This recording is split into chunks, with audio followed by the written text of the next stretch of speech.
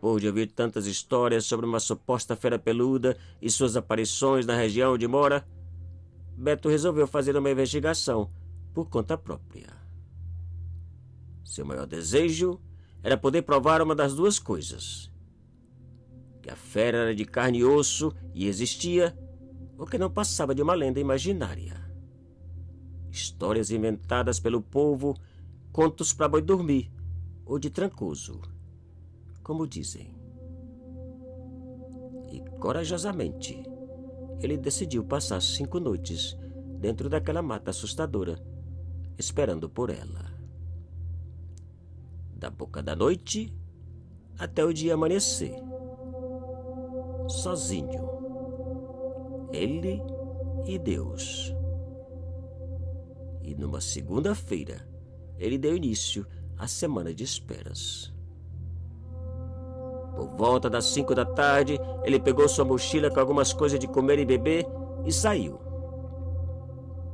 Na cintura, um velho facão bem amolado e uma velha lanterna que possuía. Nada mais. E caminhou. Ao chegar na entrada da mata, onde supostamente a fera peluda aparecia, o sol já havia entrado, dando lugar a uma completa e assustadora escuridão. Beto fez o sinal da cruz e entrou. Cada passo que dava, mais sinistro ele achava aquele lugar. Além do caminho principal, vários carreiros apareciam como corredores que não levavam a lugar algum. Cada metro que avançava, tornava-se mais difícil caminhar, devido aos enormes buracos e pedras existentes. A fraca luz da velha lanterna mal dava para clarear a sua frente. E Beto seguiu a mata dentro, devagar e com o maior cuidado possível. O brilho ao seu redor, além de sinistro, agora assustava e causava arrepios.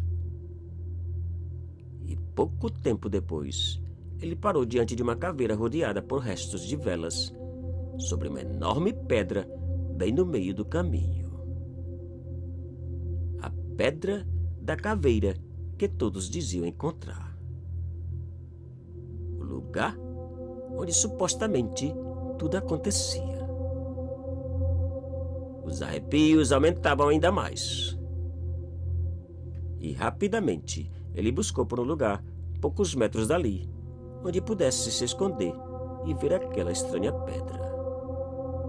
Com certeza, alguns praticantes da magia branca ou negra, ou sabe lá quem, também frequentavam aquele lugar. E esperou. Mas naquela noite não apareceu ninguém. Nem gente e nem a fera.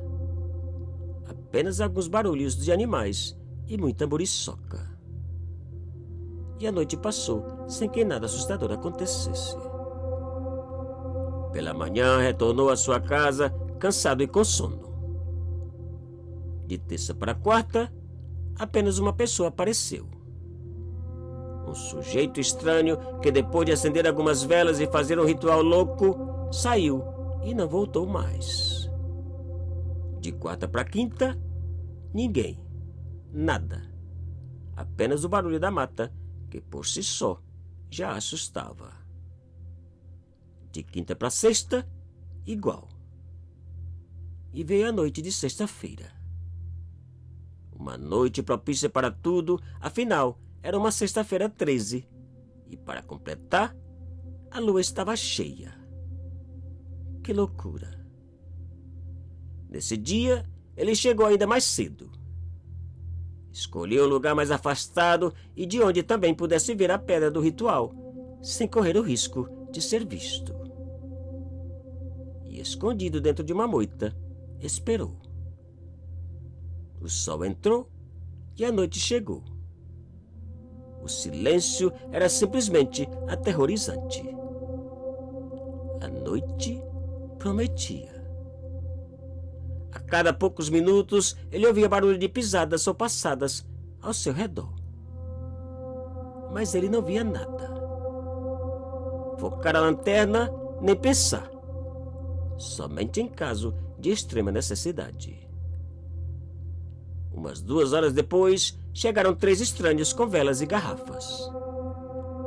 Depois de acenderem as velas sobre a pedra, começaram a circular a caveira, invocando a algo em vozes altas, diferentes e assustadoras.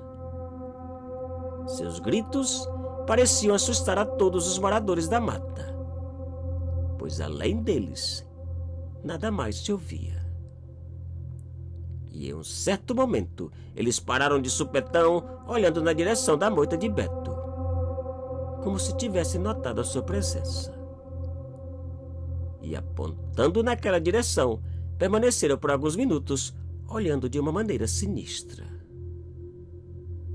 Dentro da moita, o pobre Beto permanecia imóvel, suando e ao mesmo tempo gelado de medo daqueles estranhos senhores.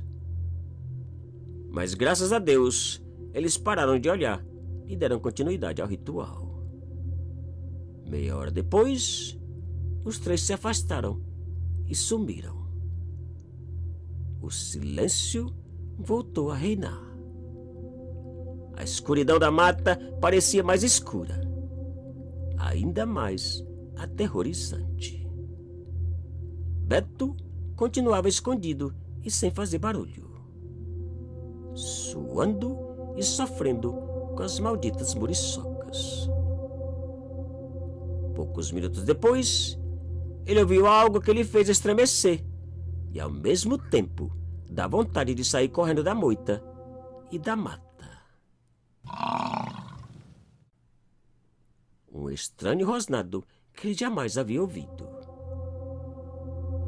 Se aquele rosnado fosse da fera peluda, a maldita acabava de chegar. Meu Deus do céu! Pensou Beto, completamente arrepiado. O barulho de galhos quebrando agora pareciam mais próximos e mais fortes. O rosnado mais horripilante. E pouco a pouco, Beto pôde ver o estranho vulto negro aproximar-se da pouca claridade dos restos das velas. O medo agora era quase insuportável. Aquele enorme vulto, com as costas para a moita de Beto, parecia observar as poucas chamas existentes. Mas que animal era aquele? Pensava Beto no seu esconderijo. E enquanto pensava, o pavor lhe fez estremecer ainda mais. Pois naquele instante, o vulto virou para a moita e ele pôde ver apavorado 2 bolas vermelhas olhando em sua direção. Beto, quase não controlando a tremedeira, agarrou lentamente o facão e esperou. Mas o vulto não se movia. Apenas parecia buscar por ele com as bolas vermelhas cada vez mais brilhantes. E para pavor ainda maior de Beto, o vulto começou a mover-se lentamente em direção da moita. E quanto mais ele se aproximava, mais a tremedeira de Beto aumentava. Um fedor horrível de enxofre tomou conta da mata. Repugnante. De repente, as bolas vermelhas apagaram e o vulto sumiu. Beto não conseguia entender. Olhava para um lado e outro da escuridão, mas não via nada. E agora? O que fazer? Pensava ele aterrorizado. Naquele instante, para terror ainda maior do pobre Beto, ele descobriu que o vulto não havia saído. Não havia sumido. E ao olhar às suas costas, ele viu que as malditas bolas vermelhas agora se encontravam a poucos passos dele. Beto não pensou 2 vezes. Numa carreira descontrolada, ele abandonou a moita em direção à entrada da mata. Saltando sobre pedras, buracos e sendo cortado por espinhos de toda classe, ele corria e gritava. E quando parecia que o vulto havia ficado para trás, ele sentiu uma forte dor nas suas costas. Algo lhe cortava sem piedade. E naquele momento, a escuridão pareceu tornar-se ainda mais escura. E pela última vez, ele ouviu o maldito e aterrorizante rosnado. E tudo acabou. No dia seguinte, ele foi encontrado por amigos da família desmaiado no interior da mata, poucos metros da Pedra da Caveira. Em suas costas, para susto dos amigos, haviam 3 arranhões do pescoço à sua cintura. Arranhões que mais pareciam cortes de umas garras afiadas e enormes. Marcas deixadas pelo estranho vulto, pela maldita fera peluda.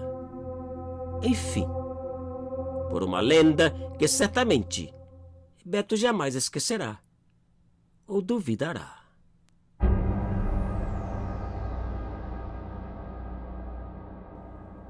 Te cuida e muito obrigado.